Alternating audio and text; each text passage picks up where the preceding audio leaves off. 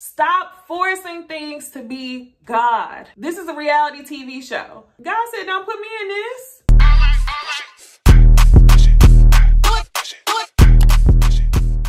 Hey y'all, it's Niecy Dixon. Welcome back to my YouTube channel. If you are new here, welcome. If you are returning, y'all, I know a bunch of y'all are returning, y'all.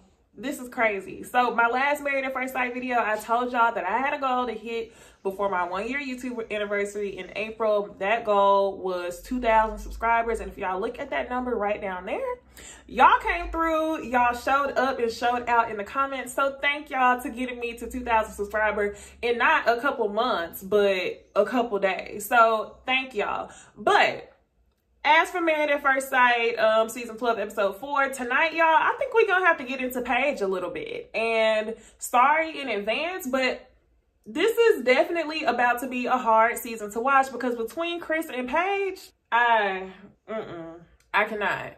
I won't. So without further ado, let's go ahead and jump into the video. Married at First Sight, season 12, episode 4.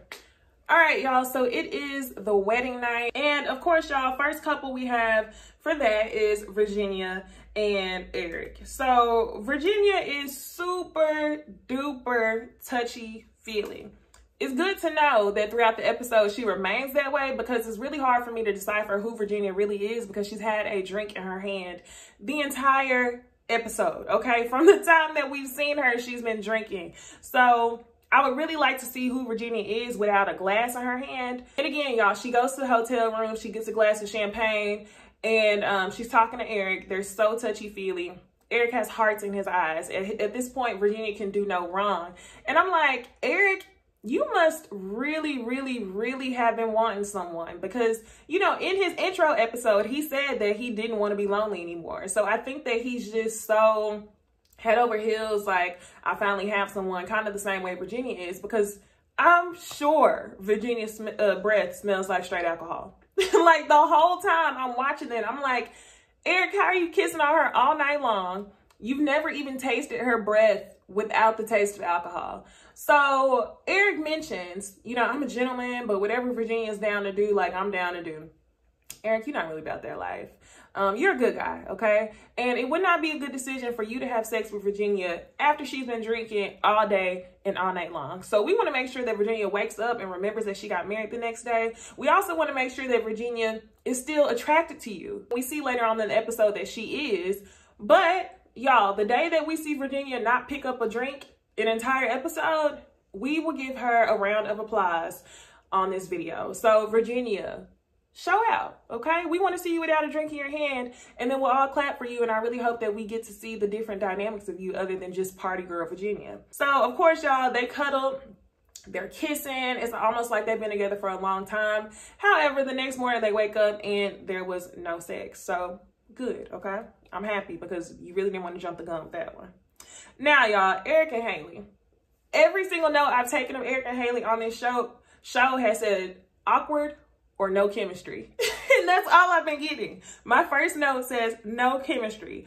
What was really awkward is that Eric goes down to his boxers. He is the only dude out of all the husbands who goes straight down to boxers and no shirt. So he's very awkward. They don't really have like the same sense of humor. And I know Haley was kind of taken aback because as soon as she got in the bed, she was like, okay, time for bed. Basically like, no funny business. I'm going straight to sleep. Another thing that stuck out in their conversation, Eric is leaning over to Haley and he's just so smitten. And he says to her, I think the experts did an amazing job. And Haley says, I think they did all right.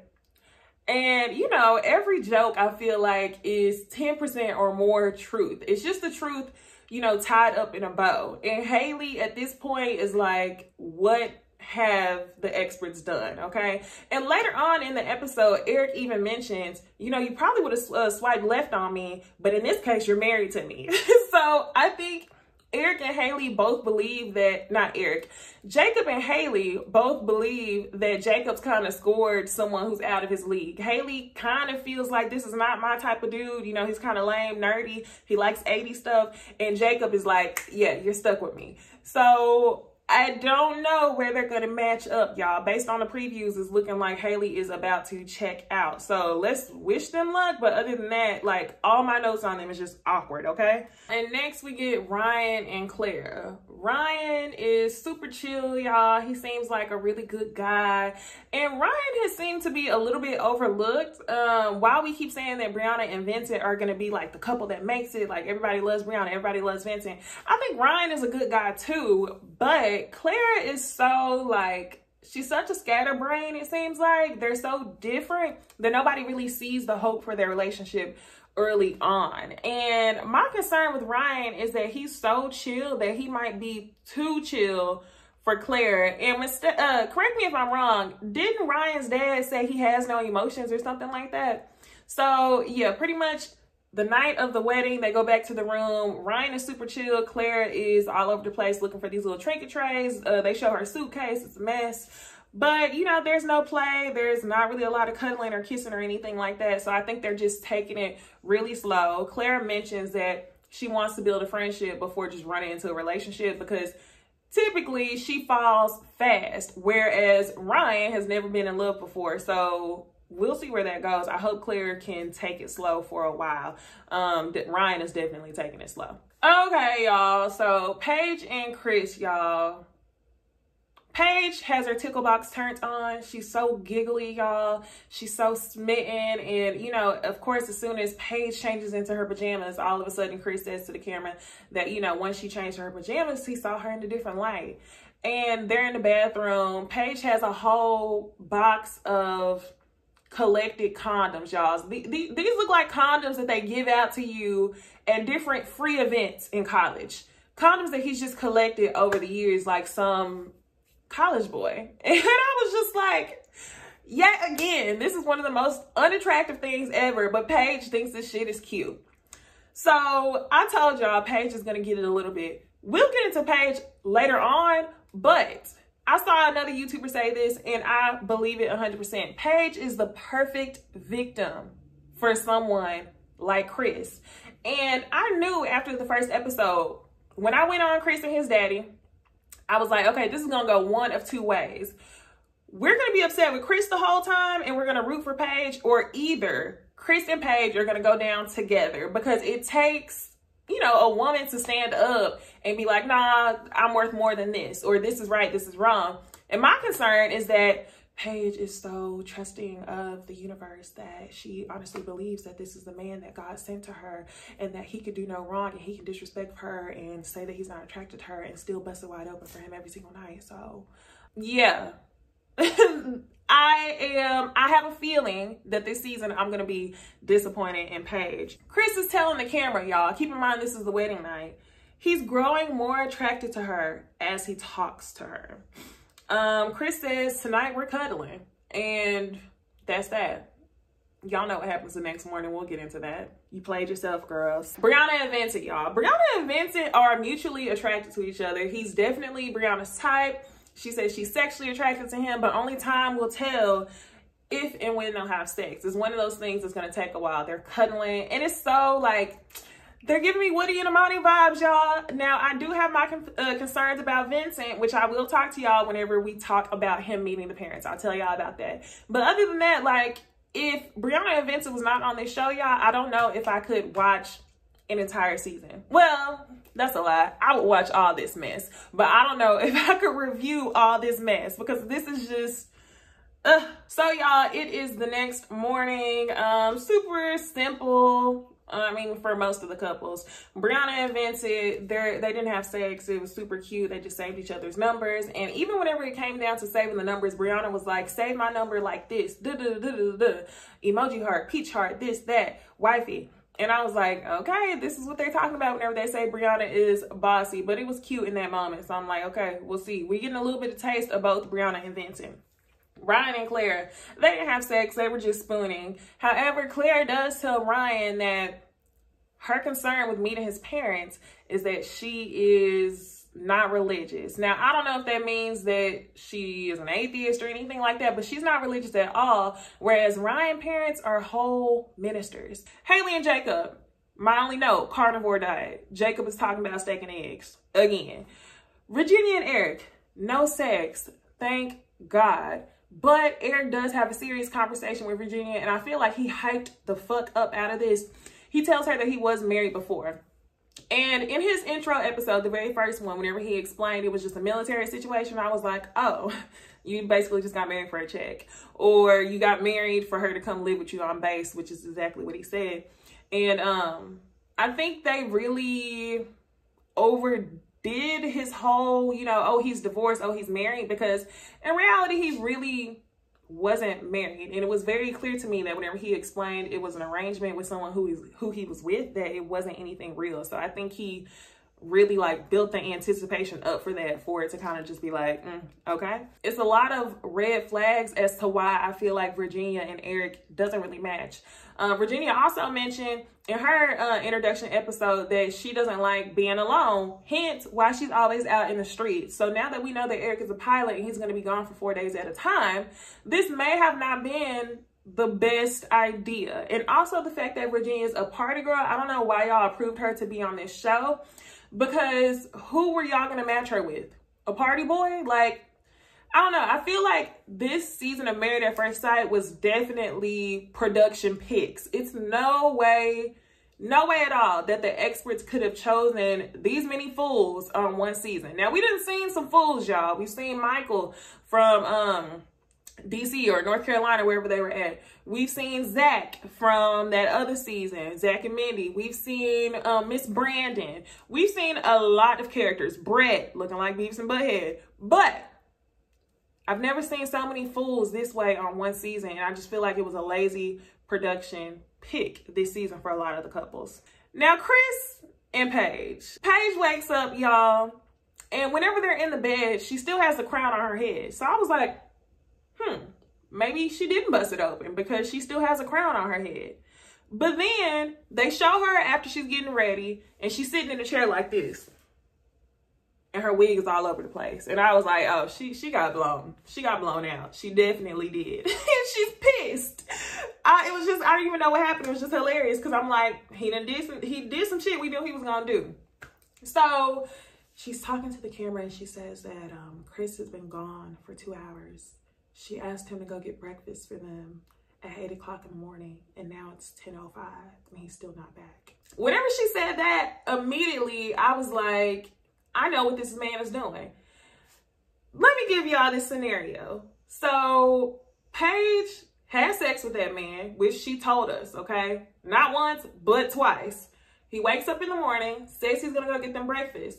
Whenever he went downstairs, y'all, he probably called his ex on the phone because he had been getting those text messages. I'm pretty sure his ex saw somebody's social media story and hit him up with like, oh, I heard you got married last night. I'm pregnant with your child. How do you know, cussing him out, right? So he's like, okay, like, I gotta leave. So he goes downstairs and he's on the phone with his ex talking to her for a good 2 hours. That's what he was doing, and that's why he was gone, Paige. Chris walks back upstairs. He changes his shirt. Don't know why. And Paige is like, I'm just confused. And this boy has a nerve to say, what are you confused about? The manipulation, y'all. I can't. What are you confused about? So she says, you said you were going to be gone to get us breakfast and you were gone for 2 hours. And then he starts whimpering, not a single tear coming down his eye. He's just, and he has the nerves to tell her that he had a panic attack because she's not attractive, basically. And whenever he said that, my heart just broke for Paige. I would have felt like I was on a stage in front of 1 million people and someone came up to me and just ripped my clothes off. That's how embarrassing that situation was. But she sits next to him like a good wife that she was destined to be. And she says, I need you to meet me halfway. When she said that, I was like, Paige, you need to stop forcing things to be the universe. Stop forcing things to be God. This is a reality TV show. Who knows? Maybe some of these couples were destined to be together, but based on all these flags that you done got within less than 24 hours, you gonna put this on God? God said, don't put me in this. This is where Paige is going to start having to wear some of the responsibility, okay? She's a perfect victim in general, okay? They match on paper. That's the truth.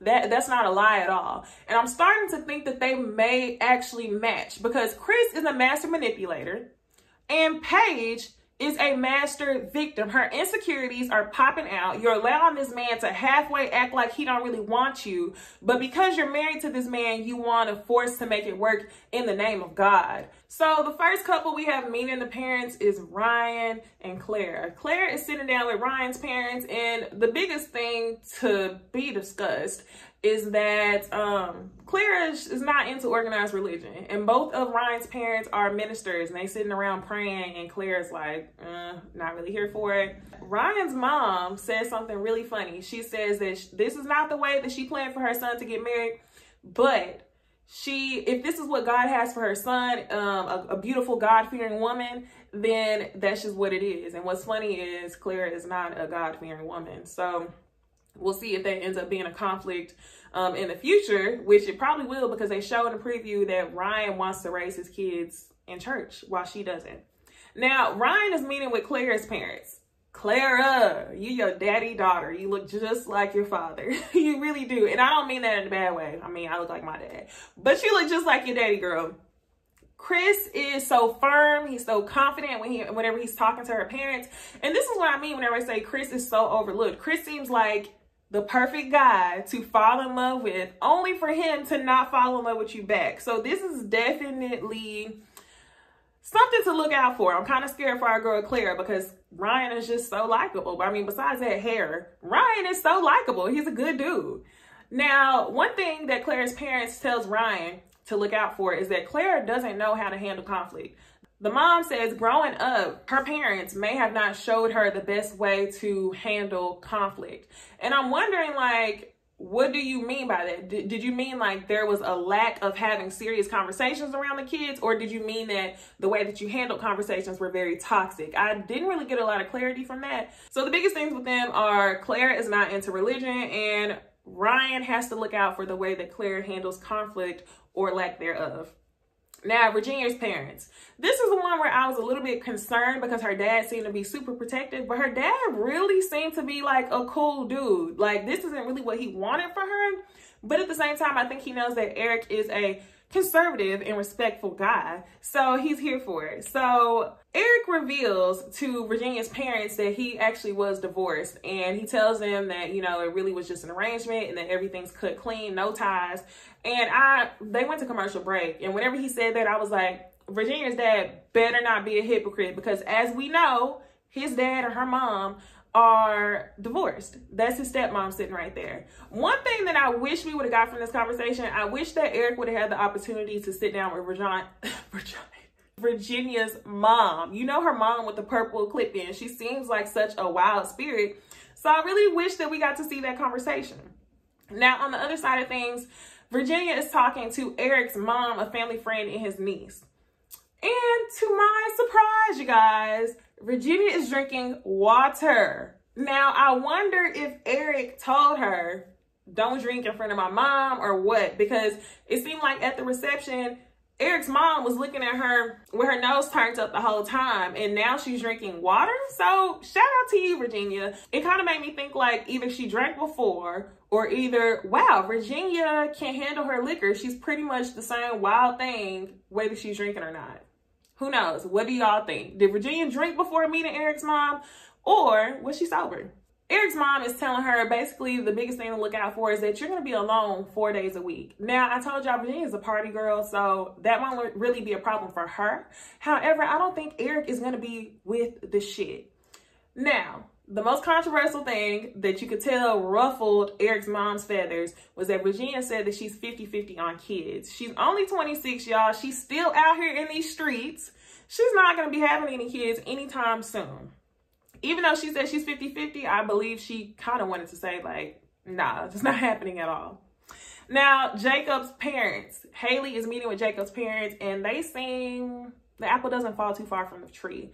They're older, they're quiet, and they again reinforce that he's just a really big nerd. Teachers called him 5, going on 85, and I busted out laughing whenever his mom said that. So Haley is hoping that since Jacob is so quiet and such a homebody, that he's okay with her social lifestyle because she still likes to go out. She's a little bit different than Virginia though. Virginia likes to be in the streets, whereas I think Haley just likes a good vacation or good girls time. Now, Jacob is meeting with Haley's parents. House, steak, and eggs. That's all I have to say about that. Chris's parents. I told y'all last episode I wish that they would have showed a little bit more of his mom. And this confirmed for me that the entire family is a little bit off, okay? And now I'm wondering, is it completely Chris's fault that he is the way that he is? Because both of his parents aren't making sense to me. His mom was giving me very much May Greenleaf with her two-piece suit and her Gucci purse, designer. Chris's dad is, of course, calling Paige gorgeous again for the 100th time. And Paige says to, I think it's his mom, his dad, and I believe his aunt or a family friend, whatever lady's there. She says, so we've already hit a couple bumps in the road. And I'm thinking to myself like, girl, we really gonna call these bumps in the road? These are roadblocks. These are the end of a cliff. I don't think I would call them road bumps. So everybody's like, what? Like, it's been less than 24 hours. What are you talking about? And Paige tells them that they had sex. And this is where I was like, immediately before I even heard Chris have his hissy fit, I was like, why the fuck would she tell his parents that they had sex? And that's because she wants them to feel bad for her that she had sex with their son, and then he said that he's not attracted to her. So in a way, she was trying to get him in trouble. But do you think that I would ever tell my in-laws about our sex life in order to try to punish my husband into liking me? No. So Paige, this is where you're gonna get lit up a little bit. Like, we have to hold you accountable as well. Whenever she says that, she was like, yeah, we had sex twice, and then he told me that he wasn't attracted to me. The whole time, Chris's mom, Lady May Greenleaf, is sitting there like, nodding her head. Like, yeah, we knew he wasn't attracted to you. Yeah. She's looking at the husband like this, like, oh, they talked about it. And his mom makes an excuse for him. People handle things differently. Handle things differently? What are you talking about, woman? Like, y'all are all some idiots. Like, I can't deal. So then she says, did he have a drink? As if Chris had sex with her only because he was drunk, or maybe he found her attractive because he was drunk. And that just let me know that even Chris's mom doesn't believe that Paige is pretty. She thinks that Chris could do better than what they set him up with. And that's exactly why Chris is the way he is. Now, Chris's dad, he wants to reassure Paige because low-key, Chris' dad is choosing his daughter-in-law. Low-key. He's a little off to me. This man's a little off. He's like, you're beautiful to me. My type for a daughter-in-law. And I think it's nice that he's trying to reaffirm her, but it's still something about Chris's dad that's a little bit creepy. I think it's because he's soft-spoken and he's always trying to sound so GQ. It's weird. Like, why are you talking to her like that? And then Chris's dad says, you know, well, I'm glad to know that I raised a gentleman to always tell the truth. It's something wrong with all of y'all. Now, y'all, the last couple we have with the parent meet and greet is Vincent's family. And what they tell us is that Vincent works a lot, okay? And that he has a streak of rage whenever he gets upset, and that you have to calm him down. Which I'm not surprised at all. It's always the bald, light-skinned dudes with some sort of rage. Like, as soon as his cousin said that, I was like, yeah, I can imagine Vincent getting real red in the face and Brianna having to calm him down in an argument. So on Brianna's side, y'all, this is the point where I wanted to talk to y'all about the red flags for Vincent. Now, every single episode, not a moment has gone by where Vincent has said, I need a ride or die, I'm not perfect, or I need someone to believe in me. Well, he told us his last relationship didn't work out because of career. That leads me to believe that either you may fall short sometimes when it comes to stability or career. And for that reason, I call that a red flag. You keep saying you need a ride or die. I'm not perfect. We know that. But are you doing what you need to do to keep your household stable? And that is my concern for Brianna. He says his second plan is real estate, and that is his fallback. And it sounded like he wasn't completely sure that that was his plan B, that was just something that he would say if it was his plan B. And what he also said to Brianna's mom is that communication is key. So I feel like if I say something that she doesn't like, she just has to tell me not to say it again. Now, y'all, back over to Chris. Chris meets up with his parents, and they tell him what Paige told them. Paige told them that they had sex twice and that he also said he's not attracted. Chris feels like she snitched on him to try to get him in trouble. And I have to agree. But my thing is, you knew you were doing some fucked up shit. And if they didn't find out from Paige telling them, you're on TV, so they were going to find out anyway. Chris's dad says, you do not hurt her. And I was like, that's really nice. That's nice to say. Don't hurt her, but you believe that you raised a gentleman to always be honest. It's just something with those people that just kind of seem off to me. I don't get it. So the couples meet up again, y'all. Haley and Jacob, again, awkward, steak and eggs. Brianna and Vincent, they're super cute, super cuddly. Again, she's throwing her legs over him like they've been together forever. And Vincent says that the temper thing isn't true, but I kind of believe his cousin. We'll see, or not. I hope we don't get to see Vincent upset. Ryan and Clara. Clara explains the confrontational comment that her stepmom made. She says that she, a lot of times, is passive and that she runs from confrontation. So it's her hope that they can be communicative or talk to each other about their issues throughout the relationship. Now, Virginia and Eric. Virginia's like, I'm always going to be a party girl. I'm always going to be a drinker, blah, blah, blah, blah, blah. And Eric says to her, well, remember, you did sign up to be married. So that's definitely going to be an issue in their relationship. And then they also show in the previews that she's talking about male friends. So Eric is not here with the shit. And I believe that men and women can be friends, especially if this is a friend that you made before you knew him. However, since we know that Virginia is for the streets, Virginia gives me the types of vibes that she has male friends who she may have hooked up with one night on a drunken night. And it was just that, and that they're still friends. Now, if that's the case, Eric, I feel you. I would be uncomfortable with my girl being friends with somebody who she didn't laid up with. But other than that, who knows? Y'all tell me what y'all think about that. Now for the couple that's carrying all the shit on their back, Paige and Chris. Chris immediately, again, pretends like he's crying with no tears falling down his eyes. I'm like, this is a master manipulator. And for a second, I'm like, okay, Paige can see through this, because Paige says, what are you crying for?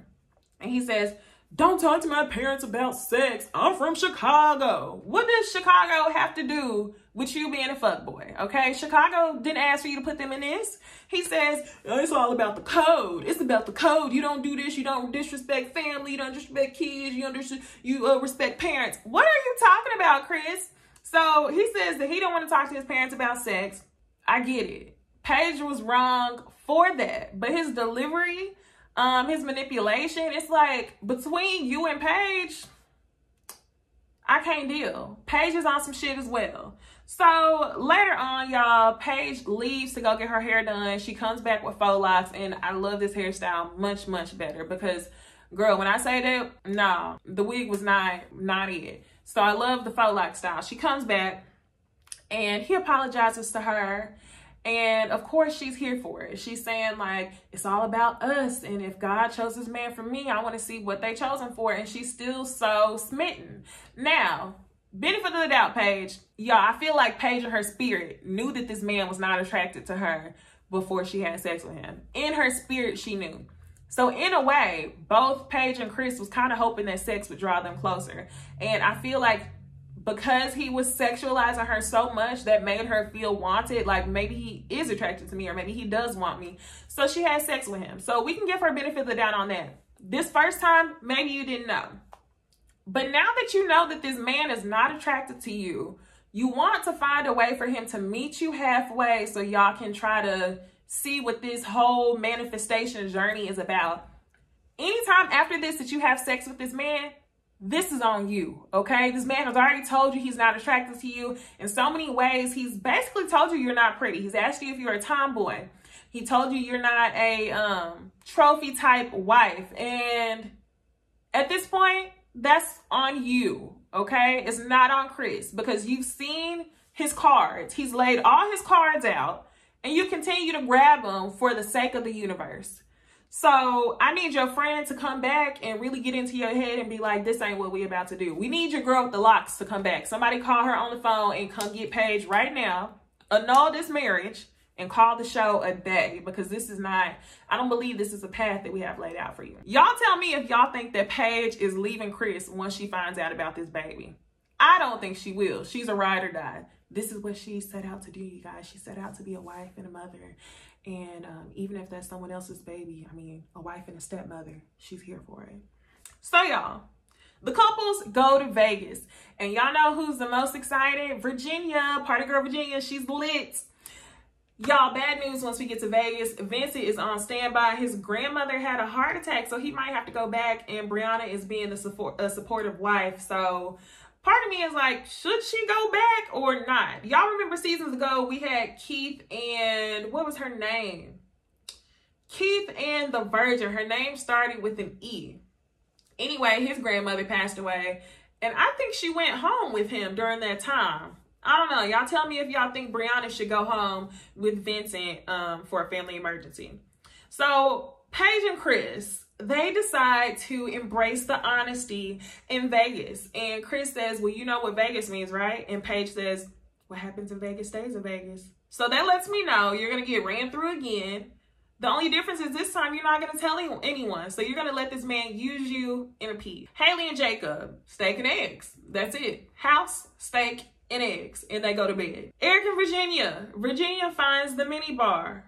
Like the party girl drinker that she is. She says that she's a drinker. So her words, not mine. And I'm really hoping that next episode we see Virginia without a drink in her hand.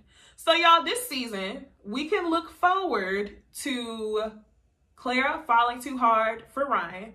We can look forward to Eric, you know, kind of being controlling because he doesn't want a party girl. That was not a good pick, producers / experts. We can look forward to Paige and Chris both being on their fuck shit together, not just Chris. Paige, we're going to have to hold you accountable as well, you grown-ass woman. You know what you deserve, okay? Next, y'all, who else? Haley and Jacob, steak and eggs. And other than that, y'all, I think that's all we got this episode. Next episode, it looks like Chris is going to reveal the news about his child to Paige. And I'm pretty sure that's why he had a panic attack. The ex hit him on some, oh, so I heard you had a baby. So we'll see, y'all. Let's go ahead and get to the next subscriber goal of 5,000. So go ahead, y'all, share, like, and comment on this video. Tell me y'all's thoughts. We had some good conversations last time. Y'all are watching from all over. So thank y'all. And with that being said, I will see y'all in the next video. Bye. 48 hurt. 48 hurt.